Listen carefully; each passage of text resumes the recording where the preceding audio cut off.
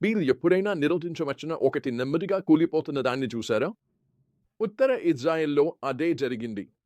పలువురు శతాబ్దాల హెచ్చరికల తర్వాత ఆ దేశం చివరికి అష్షూరుకు పడిపోయింది. ఇది మనకు శాశ్వతమైన సత్యాన్ని నేర్పింది. దేవునికి వ్యతిరేకంగా నిరంతర తిరుగుబాటు నాశనానికి దారితీస్తుంది. అయినా అతి చీకటి క్షణాల్లో కూడా దేవుని విమోచన వాగ్దానం నిలిచి ఉంటుంది.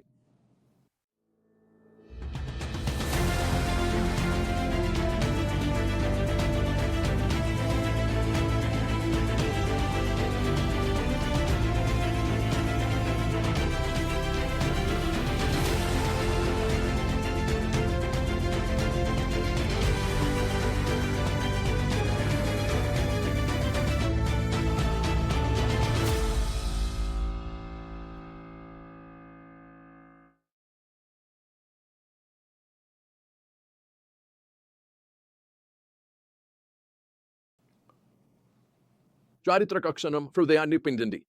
3 సంవత్సరాల ముట్టడి తర్వాత సమారియా పడింది. ఇజ్రాయేలీలు దూర దేశాలకు బహిష్కరించబడి విదేశీ ప్రజలలో చెల్లాచెదురయ్యారు. ఇది కేవలం సైనిక పరాజయం కాదు.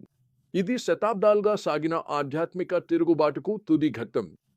రెండవ రాజులు వివరిస్తున్నట్లు ఈ అన్ని ఇజ్రాయేలీలు తమ దేవుడైన యెహోవాకు విరుద్ధంగా పాపం చేసినందునే జరిగాయి.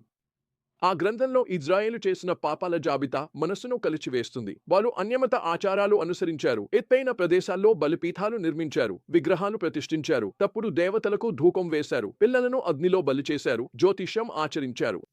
అత్యంత విషాదకరంగా వారు వినలేదు మరియు తమ పూర్వీకుల్లా గడ్డిగా ఉండిపోయారు. వారు తమ దేవుడైన యెహోవాపై నమ్మకం పెట్టుకోలేదు. ఈ తిరుగుబాటు ధోరణి ఏదెన్ తోట నుంచే పునరావృతమవుతోంది. దేవుని మార్గం వదిలి తమ మార్గం ఎంచుకోవడం. ప్రవర్తన సమాజం ఎలా కూలిపోతుందో భయంకర దృశ్యం కనిపిస్తుంది.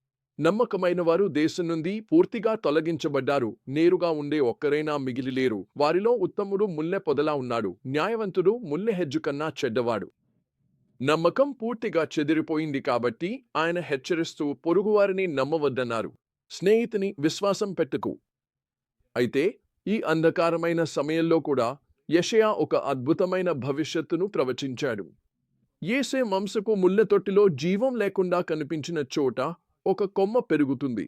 ఆ వేరుల నుండి ఒక కొమ్మ పండ్లను ఇస్తుంది. ఇది యేసు క్రీస్తు మెస్సియా గురించి నేరుగా చెప్పిన ప్రవచనం.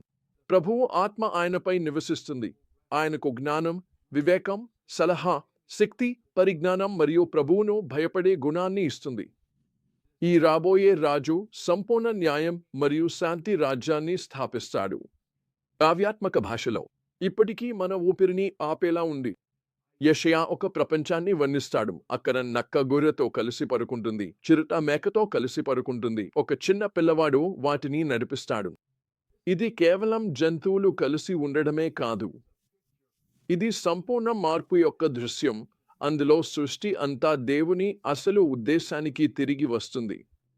ఇదే సమయంలో సమారియాలో చూస్తున్నాం. ప్రజలు దేవుని ఆరాధనను తమ ఇష్టాలకు కలిపి చేయడానికి ప్రయత్నిస్తే ఏమవుతుందో.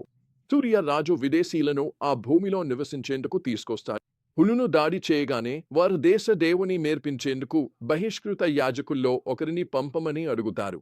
దీని ఫలితం నిశ్చమ మతం. అందులో వారు యెహోవాను ఆరాధిస్తారు, కానీ తమ స్వంత దేవతలను కూడా సేవిస్తారు. ఈ ఆచారం తరతరాలుగా కొనసాగింది. ఇది విభజిత విశ్వాసానికి సాధ్యపడదని చెప్పే తీవ్రమైన హెచ్చరిక.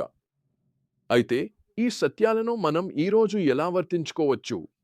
మొదటిగా, ప్రతి తరం ఇశ్రాయేలు ఎదుర్కొన్న అదే మౌలికమైన ఎంపికను ఎదుర్కొంటుందని మనం గుర్తించాలి.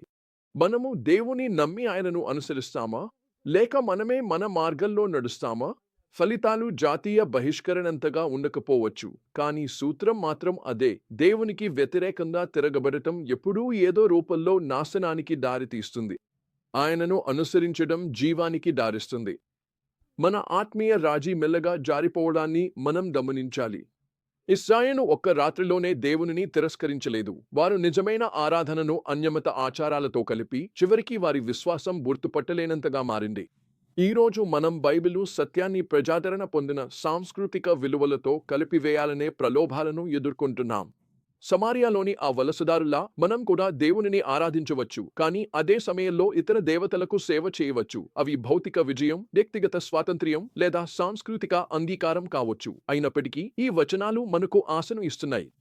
ఎలా దేవుడు ఒక మృతమైన కొమ్మ నుండి మెస్సియా వస్తాడని వాగ్దానం చేశాడో, అలాగే మనకు ఆశలేని పరిస్థితుల నుండి కూడా ఆయన జీవాన్ని తీసుకురాగలడు. క్రీస్తు ద్వారా, అంటే యేసు వేరుల నుండి వచ్చిన కొమ్మ ద్వారా మనం యెషయా వివరించిన మార్పును అనుభవించవచ్చు. అది ఇంకా పూర్తిగా కాకపోయినా నిజంగా మరియు క్రమంగా మన హృదయాల్లో పెరుగుతూ ఉంటుంది. మన సమాజాల్లో కూడా చివరగా పతనమయ్యే సమయంలో మీకా చేసిన అందమైన విశ్వాస ప్రకటనను మనం గుర్తుంచుకోవాలి. నేను యెహోవాను ఆశిస్తూ ఆయనను ఎదురుచూస్తాను. నా రక్షకుడైన దేవుని కోసం ఎదురుచూస్తాను. నా దేవుడు నా ప్రార్థనను వినిపించుకుంటారు. పడిపోయినా మళ్ళీ లేచిపోతాను. నేను చీకటిలో కూర్చున్నా యెహోవా నా వెలుగుగా ఉంటాడు. ధర్మశాస్త్రంలో దేవుని స్వభావం గురించి అద్భుతమైన ప్రకటనలలో ఒకదానితో ఆయన ముగుస్తాడు. మీ వంటి దేవుడు ఎవరు? పాపాన్ని క్షమించి దోషాన్ని మన్నించేవాడు. మీరు శాశ్వతంగా కోపంగా ఉండరు, దయ చూపడంలో ఆనందిస్తారు. ఉత్తర ఇశ్రాయేలు పతనం మనకు హెచ్చరికగా, ప్రోత్సాహంగా నిలుస్తుంది. దేవునికి వ్యతిరేకంగా నిరంతర తిరుగుబాటుతో వచ్చే విధ్వంసకర శక్తిని ఇది మనకు హెచ్చరిస్తుంది. తన స్పర్శతో ప్రతిదానిని మారుస్తున్న రాబోయే మెస్సియాను మన దృష్టికి తీసుకువస్తుంది. క్రీస్తు ద్వారా మనం ఇశ్రాయేలు కోల్పోయిన దాన్ని అనుభవించవచ్చు. బయటి ఆచారపరమైన ఆరాధన మాత్రమే కాకుండా జీవితం మరియు శాంతికి దారితీసే నిజమైన హృదయ మార్పును పొందవచ్చు.